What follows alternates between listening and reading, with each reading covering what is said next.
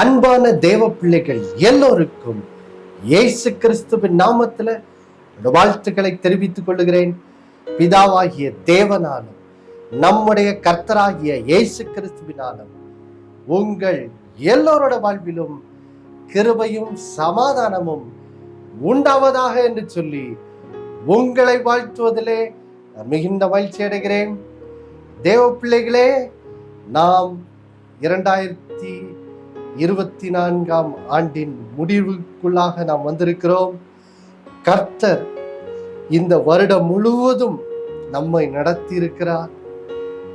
எல்லா துதி கன மகிமை எல்லாம் தேவனாகிய கர்த்தர் ஒருவருக்கே இயேசு கிறிஸ்துவின் மூலமாக உண்டாவதாக.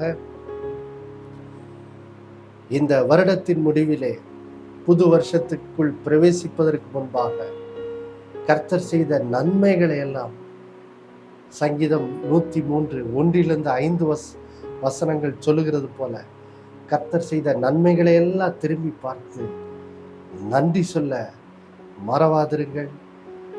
கர்த்தர் செய்த நன்மைகளுக்கு நன்றி சொல்லி நன்றியுள்ள இருதயத்தோடு புது வருஷத்துக்குள்ளே பிரவேசியுங்கள். இப்பொழுதும் கூட இந்த வாரம் நாம் 1 யோவான் 2 அதிகாரம் 16 வசனத்திலிருந்து ஜீவனத்தின் பெருமை என்ற பாவத்தை எப்படி மேற்கொள்வது என்ற சத்தியத்தை நாம் தொடர்ந்து பார்க்க போகிறோம். வாசிக்க கேட்கலாம். 1 யோவான் 2 அதிகாரம் 16 வசனம். ஏனெனில் மாம்சத்தின் இச்சையும் கண்களின் இச்சையும் ஜீவனத்தின் பெருமையுமாகிய உலகத்தில் உள்ளவைகள் எல்லாம் பிதாவினால் உண்டானவைகள் அல்ல, அவைகள் உலகத்தினால் உண்டானவைகள். தேவ பிள்ளைகளே, நாம் கடந்த பல வாரங்களாக இந்த 3 விதமான பாவ சோதனைகள் என்றால் என்ன, அவைகள் எப்படி மேற்கொள்வது, இதை தான் நாம் தெளிவாக என்ன செய்கிறோம், பார்த்து வருகிறோம். இப்பொழுது கடந்த 3 வாரங்களாக ஜீவனத்தின் பெருமை என்ற பாவம் என்றால் என்ன, அதை எப்படி மேற்கொள்வது, இதை தான் நாம் பார்த்து வருகிறோம். நாம் கடந்த வாரத்தில் கிறிஸ்துமஸ் செய்தியாக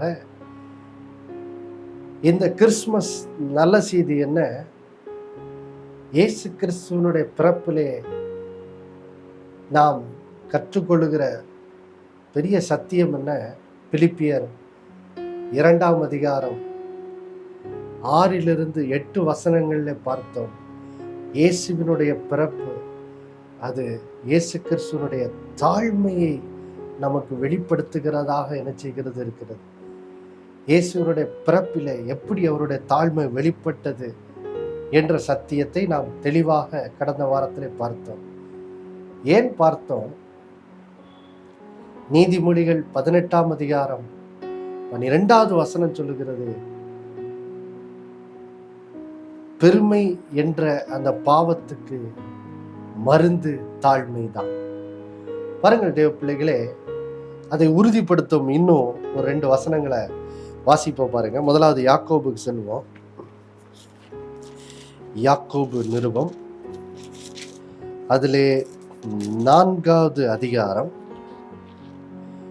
அதிலே இப்பொழுது 6 வசனத்தை வாசிக்க கேட்கலாம். அவர் அதிகமான கிருபையை அளிக்கிறாரே, ஆதலால் தேவன் பெருமையுள்ளவர்களுக்கு எதிர்த்து நிற்கிறார், தாழ்மையுள்ளவர்களுக்கோ கிருபை அளிக்கிறார் என்று சொல்லி இருக்கிறது. பாருங்கள் தேவ பிள்ளைகளே, இந்த வேதம் எவ்வளவு அழகா சொல்லுது பாருங்க. தேவன் பெருமையுள்ளவர்களுக்கு என்ன செய்கிறார், எதிர்த்து நிற்கிறார். புது வருஷத்துக்குள்ள பிரவேசிக்க போகிறோம். அதற்கு முன்னாடி பாருங்கள் தேவ பிள்ளைகளே, நீங்க இந்த சத்தியத்தை அறிந்து கொள்ள வேண்டும். நாம் வாழுகிற கடைசி நாட்கள்ல இன்றைக்கு மனுஷன் மத்தியிலே இன்றைக்கு பெருகி கொண்டிருக்கிற ஒரு பாவம் என்னவென்றால் அது இந்த பெருமை தான். பாருங்க, இந்த பெருமை என்னும் பாவம் இன்றைக்கு மனிதனுக்குள்ளே கடைசி காலத்துல மிகவும் என்ன செய்து பெருக ஆரம்பித்து விட்டது. அதனாலதான் இந்த சத்தியம் ரொம்ப முக்கியமானதா இருக்குது. பாருங்க, ஆண்டவர் சொல்றாரு, தேவன் பெருமையுள்ளவர்களுக்கு என்ன செய்கிறார், எதிர்த்து நிற்கிறார். நாம் இந்த ஜீவனத்தின் பெருமை என்ற பாவத்துக்கு ஏவாளை போல நாம் இடம் கொடுத்தோம் என்றால், ஆதாமை போல இடம் கொடுத்தோம் என்றால், பாருங்க, தேவனே நமக்கு எதிர்த்து நிற்கிறவராக என்ன செய்கிறார் இருக்கிறார் பாருங்க. ஏன்னா தேவன் பெருமையுள்ளவர்களுக்கு ஏத்து நிற்கிறார். ஆனா அப்போ பெருமைக்கு மருந்து என்னதுங்க? அதான் அங்க அடுத்த சொல்ல, தாழ்மை உள்ளவர்களுக்கு. நம்மை தேவனுக்கு முன்பா தாழ்த்தும் போது இப்ப நமக்கு கிருபை என்ன செய்கிறார்? அளிக்கிறார். அப்போ இன்னைக்கு ஆண்டவர் நம்மிடத்தில் எதிர்பார்ப்பது என்னது? தாழ்மை தான் பாருங்க. இயேசு எப்படி மனுக்குலத்தை ரட்சிக்கும்படிக்கு தம்மையே எப்படி தாழ்த்தினார் என்று சொல்லி கடந்த வாரத்தில் பிலிப்பியர் 2ஆம் அதிகாரத்துல பார்த்தோம். அதே போலதான் பாருங்கள் தேவ பிள்ளைகளே, நீங்களும் உங்களுடைய வாழ்விலே நீங்கள் ஆசீர்வதிக்கப்படும் முடியும், உங்கள் குடும்பம் ஆசீர்வதிக்கப்படும் முடியும், உங்களை சுற்றியுள்ள ஜனங்கள் ஆசீர்வதிக்கப்பட வேண்டும் என்றால் முதலாவது நீங்கள் உங்களை என்ன செய்ய வேண்டும்? தாழ்த்த வேண்டும் பாருங்கள். நாம் நம்மை தாழ்த்தும் போது தேவனுடைய கிருபை நமக்கு என்ன செய்கிறது? உண்டாகிறது. இதை உறுதிப்படுத்துகிற இன்னொரு வசனத்துக்கும் போகலாம் பாருங்க. 1 பேதுரு 5ஆம் அதிகாரத்துக்கு செல்லலாம். 1 பேதுரு 5ஆம் அதிகாரம், இப்போ 5வது வசனம். 1 பேதுரு 5ஆம் அதிகாரம் 5வது வசனம். அந்தபடி இளைஞரே, மூப்பருக்கு கீழ்ப்படியுங்கள். நீங்கள் எல்லோரும் ஒருவருக்கொருவர் கீழ்ப்படிந்து மனத்தாழ்மையை அணிந்து கொள்ளுங்கள். பெருமை உள்ளவர்களுக்கு தேவன் எதிர்த்து நிற்கிறார், தாழ்மை உள்ளவர்களுக்கோ கிருபை அளிக்கிறார். பாருங்க, வேதம் அதே சத்தியத்தை இங்கேயும் பேதுரு சொல்றாரு பாருங்க. சொல்றாரு, பெருமையுள்ளவர்களுக்கு தேவன் என்ன செய்கிறார்? எதிர்த்து நிற்கிறார்.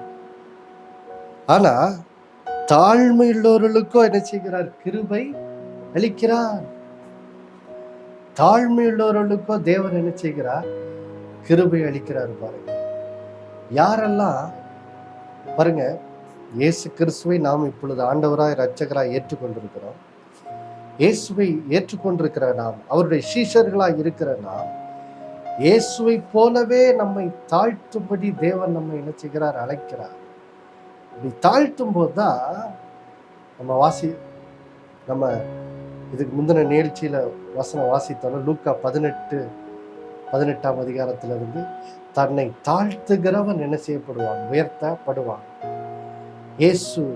இயேசுவுக்கு பிதாவாகிய தேவன் எல்லா நாமத்துக்கும் மேலான நாமத்தை தந்தருளினார். ஏன்னா இயேசு தம்மை தாழ்த்தினபடினார். இயேசு எல்லா நாமத்துக்கும் மேலான நாமம் இயேசுவுக்கு என்ன செய்யப்பட்டது? கொடுக்கப்பட்டது. எல்லாவற்றுக்கும் மேலாக இயேசு உயர்ந்தவராக இருக்கிறார்.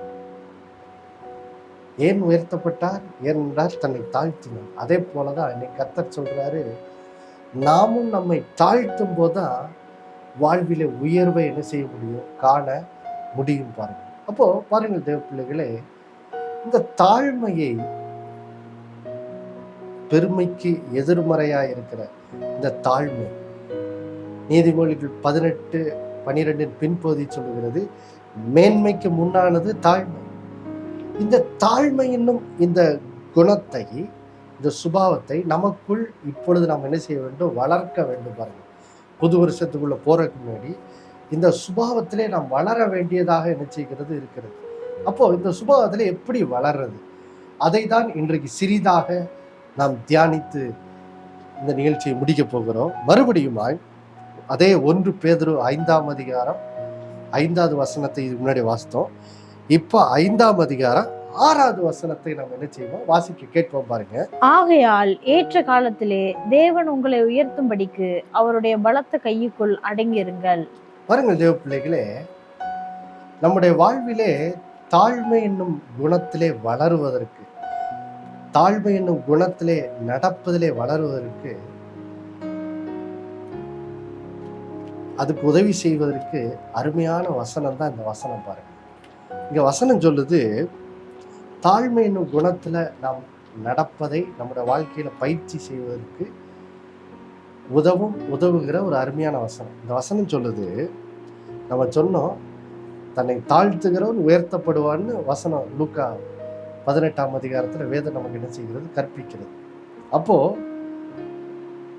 நாம் வாழ்விலே உயர்த்தப்படும்படிக்கு கர்த்தர் நம்மை தாழ்மைப்பட என்ன செய்கிறார்? கட்டளையிடுகிறார். அப்போ இந்த தாழ்மை குணத்திலே வாழ்வதற்கு எப்படி நம்ம அதை நம்முடைய வாழ்க்கையில பயிற்சி செய்வது? கர்த்தர் இங்க சொல்றாரு பாருங்க, ஏற்ற காலத்துல தேவன் உங்களை உயர்த்தும்படிக்கு அவரோட பலத்த கைக்குள் என்ன செய்யுங்க? அடங்கி இருங்கள். பாருங்கள் தேவ பிள்ளைகளே, நிறைய நேரம் இந்த பெருமை என்னும் பாவம் எப்போ நம்ம வாழ்க்கைக்குள்ள வர பார்க்குது, பிசாசு அந்த பாவத்தை எப்படி நமக்குள்ள கொண்டு வர பார்க்கிறான் பாருங்க. நம்ம எல்லாருமே வாழ்க்கையில உயர்வை விரும்புகிறோம். ஏனென்றால் தேவன் அதை அப்படிதான் வாழும்படி மனுஷனை சிருஷ்டித்திருக்கிறார்.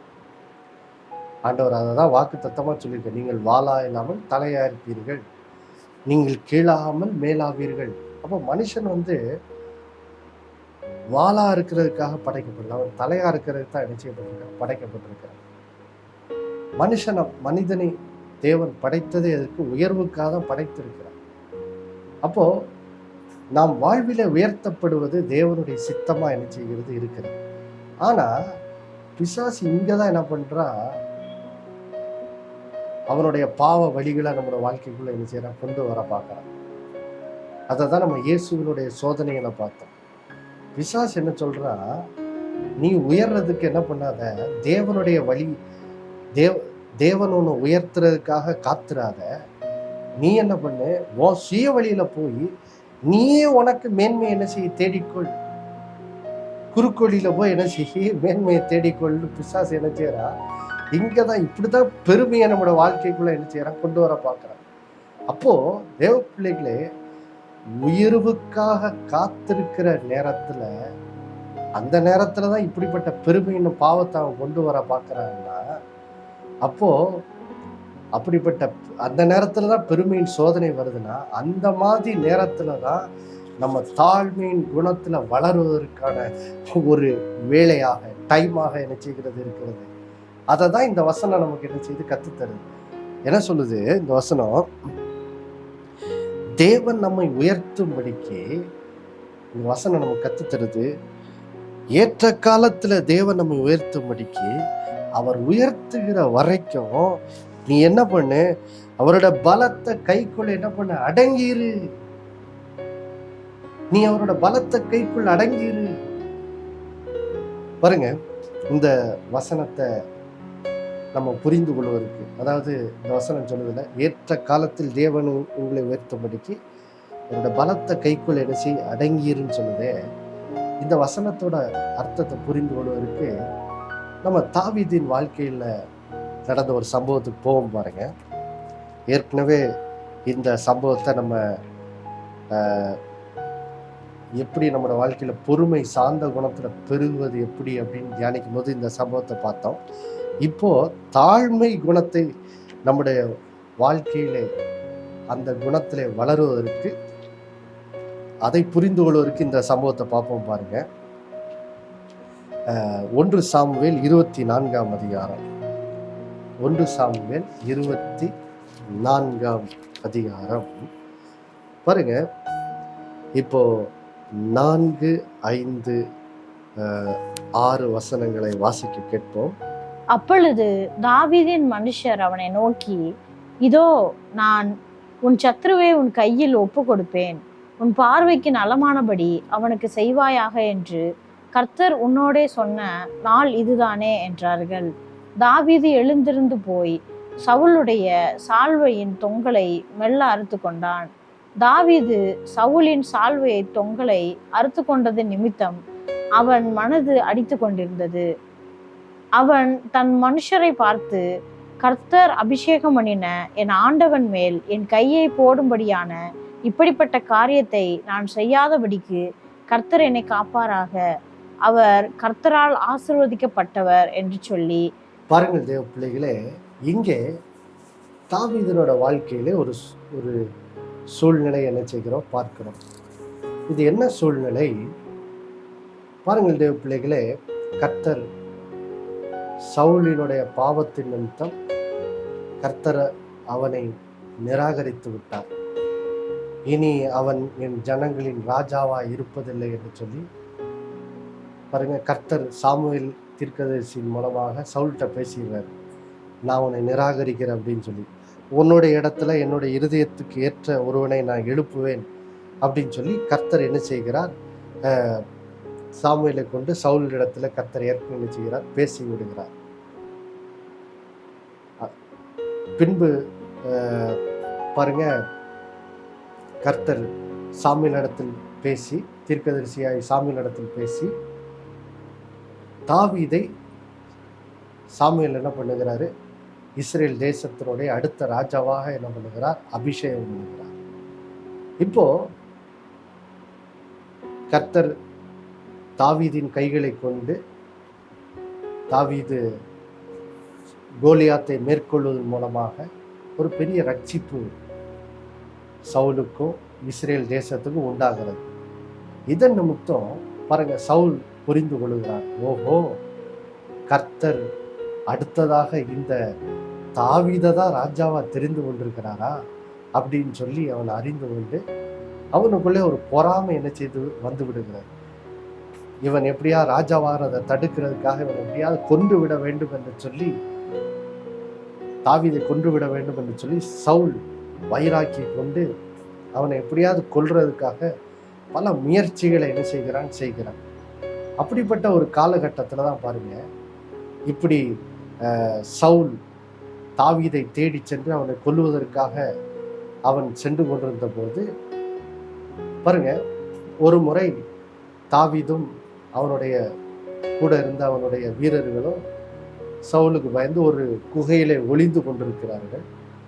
அந்த வேளையில சவுல் என்ன பண்ணுகிறாரு, தன்னுடைய காரியத்துக்காக தன்னுடைய படை வீரர்களெல்லாம் குகைக்கு வெளியே விட்டுட்டு இவர் மட்டும் தனியாக நினைச்சுக்கிறார்.